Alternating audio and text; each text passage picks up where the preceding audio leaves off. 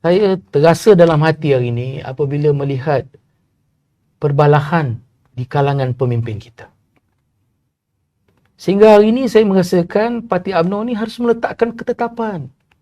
Kita kena ingat asas perjuangan kita, penyatuan orang-orang Melayu. Hari ini kita lihat UMNO telah lupa asas penyatuan di kalangan pemimpin. Tetapi di kalangan akar umbi hari ini masih teguh dan kukuh dan mengharapkan satu isyarat daripada kepimpinan untuk melihat UMNO yang terus gemilang dan terbilang. Tetapi kalau kita selaku pemimpin yang telah diberikan mandat dan juga telah diberikan, orang cakap, peluang dan ruang oleh akar umbi untuk memimpin, gagal membawa suara naluri akar umbi ke arah penyatuan parti, apa guna kita jadi pemimpin? Saya tidak mahu menjadi pemimpin di dalam keadaan UMNO yang sepatutnya kita bangkit daripada abu kekalahan sejak kita hilang kuasa untuk terus memantapkan UMNO. Saya tidak mahu dilihat sebagai pemimpin di zaman UMNO terus hilang dan tidak kekal relevan di mata rakyat dan juga akar umbi.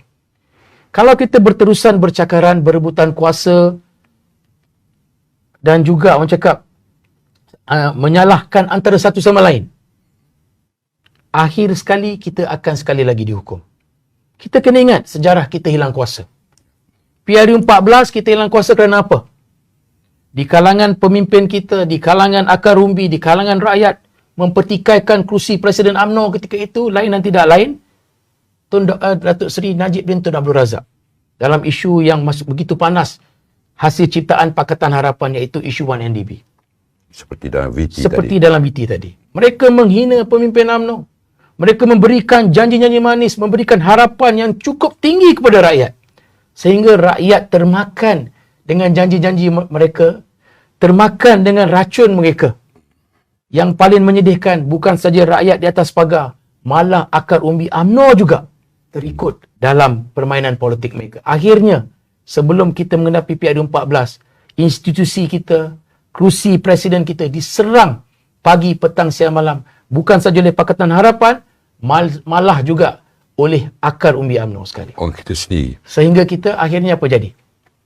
Kita hilang kuasa pada 14, PRU14.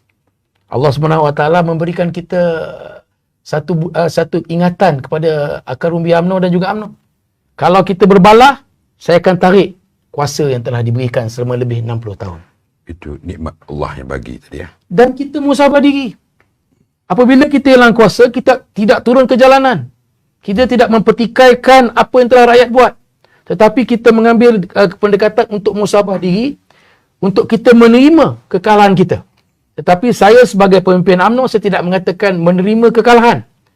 Tetapi sebagai pemimpin UMNO, saya mengatakan kita ditangguhkan kemenangan untuk kita perbaiki kesilapan yang ada.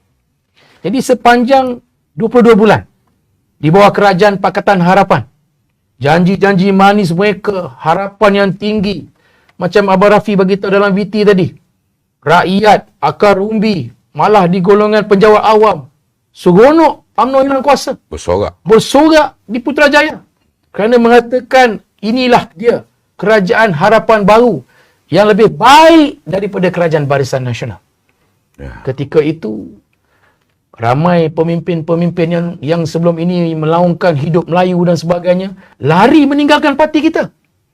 Tetapi yang tinggal dalam parti UMNO ni, yang berani memegang jawatan dalam parti ketika UMNO sedang diuji, inilah dia pejuang-pejuang parti yang harus kita angkat dan perlu kita terus memberikan kuasa dan juga keyakinan kepada kepimpinan yang ada ketika UMNO sedang diuji sebagai pembangkang buat kali pertama.